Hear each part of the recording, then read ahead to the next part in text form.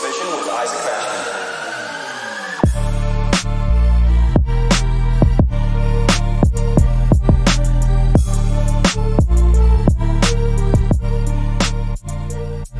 Yo, what is going on, everybody? Isaac Mashman here, and welcome back to another episode of Chase the Vision with Isaac Mashman, the show that is all about helping you become a more capable individual through sharing my experiences in business, life, and all things personal growth. And today, I would say maybe it's more so on the edge of a rant, but rather it's more so on the side of logic. I want to open up your eyes to something, and over the past couple of years, everybody has been talking a ton about raising the minimum wage, right? Raising it from $7.25 an hour to $15 an hour, and to a certain degree, a lot of people make a good point. You know, the livable wage is relatively low based off of the living expenses of, the world, right? We have businesses, we have housing that is expensive, and the minimum wage has not been increased since the cost of living due to inflation has increased over the past 20 years. And that is an issue, but I am here to present maybe an alternative point of view. And that point of view is, although yes, that wage is relatively low, wouldn't it be better to increase the education of individuals so we can get higher paying jobs, to where it's like we're not raising the actual minimum wage, but rather we're raising the work ethic. We are raising a person's value. See, everybody's in this attitude of victimhood. Everybody's thinking, oh, pity me, pity me, pity me. I need everything handed to me. And it's very unfortunate because there are a ton of people who, if they people who are capable, people who are perfectly okay, mentally stable to go out into the workforce, apply themselves and get a job and put something and make something of their lives, yet they want the government to pay their bills. They don't want to get up off of the couch. They would rather get paid $1,200 a month to sit down and play video games nonstop all day or do nothing with their lives. And there's no better way of talking about that, because that is the truth. Now, there are people who are in unfortunate situations, who maybe are taking care of a loved one, and I'm not excluding any of these, and I'm not making excuses for anybody, because there are points in your life where unforeseen circumstances happen, and you can only do so much, or you're in an area in your hometown or whatever that might not have as much opportunity as other places, and it would be difficult to leave. Now, then you get into this conversation of sacrifice and this conversation of how bad do you want it. So I'm not going to go into detail about that because circumstances are obviously always going to be different. But what frustrates me are the people who think that, they're working the same job that they've been working at for 10 years, and they're like, I need more money, I need more money, I need more money, yet they're not raising their skill set. They're not learning new things. They're not improving themselves. And so why do you think that your value, aka your return, should also be increased? It doesn't really make a lot of sense. And I was scrolling through Twitter earlier today, and sometimes the news is just simply unavoidable. It is unavoidable to go and scroll through Twitter especially. And so I saw that Chipotle has raised its wages. I'm not sure to what dollar amount it raised its minimum or the bare wage, whatever, but I've seen a lot of other companies start to do that. But what happened is their menu prices spiked by 4%.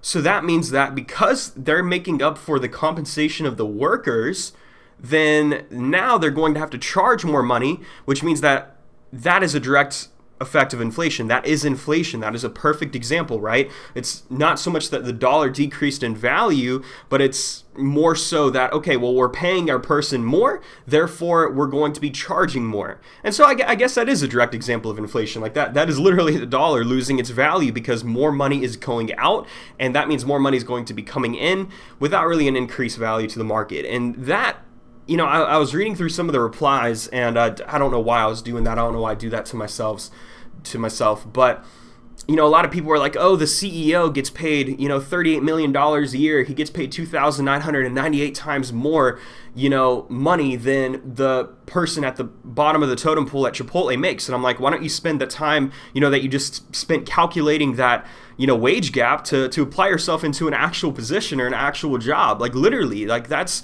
the God honest truth. And what a lot of people don't understand who aren't involved with business is the person who's at the top of the business or at the top of, quote, the food chain, the top of Chipotle, that CEO has responsibilities that has a direct reflection on everything else that goes below him. Every single employee is affected by the decision that a CEO makes. It's the same thing with the president. The presidential office is the number one highest tier office in the world, and everything that they do has direct reflection or effects on the economy, from the price of the gases to, what wars we get involved with, to what, bills get passed, what legislative, actions and motions move forward. And that's the same thing within a company. It's like you have your own little country, which is a company. The company is a country, so on and so forth, and the CEO has obligations that the person at the bottom could only dream of having to bear. Like it's not so much of an obligation, but it's like a weight on their shoulders. They say one thing wrong in the press, next thing you know, the company stock completely drops. They have one thing come out, and one false move, and they're screwed, and they lose that position, right? They're replaced. The CEO has to manage, the second level and the third tier, advisors. They have to show up to the board meetings. They have all of these other duties, and so obviously, if their value to get to that point and to get to that place in life is that important, then wouldn't that person also be getting paid more? Wouldn't their compensation be higher than the person who has to learn a minimal skill, which is, how to make burritos and how to make a Chipotle bowl? And I'm not saying this to discredit anybody's work or, to be mean, but that's just the God honest truth. There's a reason why lawyers and doctors and neuroscientists get paid most or more money than other people in a similar field.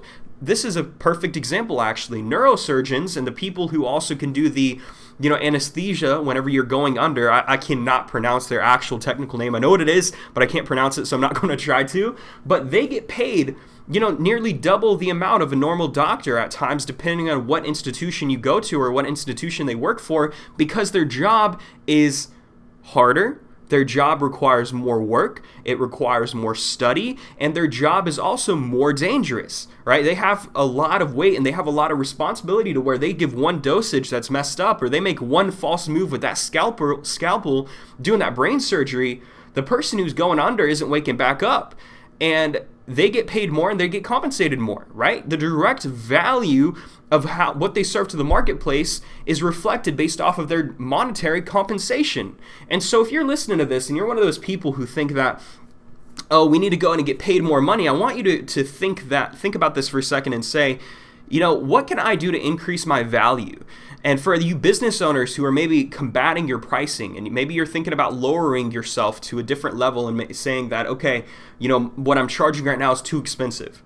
Before you lower your pricing, why don't you start thinking about what can I do to increase my value to my client and to the marketplace, to myself and to the people who are a part of my team? What can I do to be most valuable, right? The most valuable player normally gets paid more than the other basketball players. We live in a competitive marketplace. We live in a capitalist marketplace. And capitalism is here to serve and it's here to employ. A lot of people think that trickle-down economics don't work, but it does. But at the same time, there's a standard of compensation that occurs.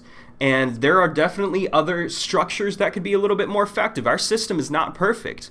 Our democracy and our republic is not perfect. Our government is not perfect. Our economy is not perfect. And the wage gap it's not perfect. There are things that could be done, but I think we should be focusing more on education and increasing our value versus increasing the actual wages, because then everything's going to lead to inflation, and then we're going to have even more people in poverty because the cost of living increased. And so the people who are working and living off of that $1,200 or $1,600 Social Security income or disability income or, welfare or whatever it might be, then are we going to be increasing how much money they're getting paid as well to combat the inflation in the marketplace that's coming from the wages increasing?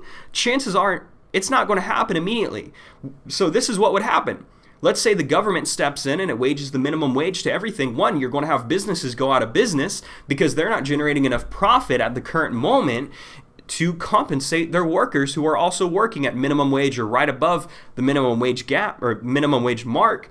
And then from there, you're going to have all of these people who are living on a fixed income. And the only way that that's going to get increased is by going through additional legislation that could take 3 to 6 to 12 months or maybe not even pass. think about over the past year, right? We've had like over $3 trillion get pumped into the marketplace through the stimulus checks, and I have to agree that it was necessary to a certain degree because a lot of people were forced to close down because of COVID. And I'm not going to get into my technical viewpoints here, but people were out of work, and so what were they doing to survive? All the more reason for you to start a business and be self-sustainable. I think that that's the best blessing you can ever have. But think about it. These people who are on a fixed income are going to be struggling more and more and more because their income staying the same as the rest of the inflation or rest of the economy increases and the value of the dollar decreases. And that just people think too much on emotion, right? A lot of this conversation has been emotionally driven of like, we need more money, we need to be compensated better, but you don't understand the actual results or the consequences of your emotions. If you think about it from a logical standpoint, then you start focusing on solutions, and just increasing the wage is not the only solution that exists. This is when you need to sit down and start brainstorming ideas, and this is also when you need to start encouraging your local leaders and encouraging the people at a state level to think of different ideas and different ways to solve these issues. There's not just one answer to everything. There are multiple different answers, multiple solutions, all with different benefits, different results, different consequences. Some are better, some are worse, some are more effective, and some are a little bit less effective. And so guys, I just wanted to have this conversation with you to open up your eyes and to, just maybe address a couple of the things that you might be seeing, because things are deeper than the surface. It's not something that is just a surface level answer, because it goes far, far down like a tree into the grass. The tree goes into the earth, all the way down, and the strongest trees have the strongest root system. And so the, most difficult problems oftentimes have the most steps. They have the most depths of issues, and we've seen that over the past 24 months. So without further ado, be on the lookout for a brand new interview coming this Friday, and every Monday you're going to be getting a monologue coming from me addressing different issues, different topics, different things covering sales, personal branding, business growth, team culture, all of these amazing things. And until next time, much love.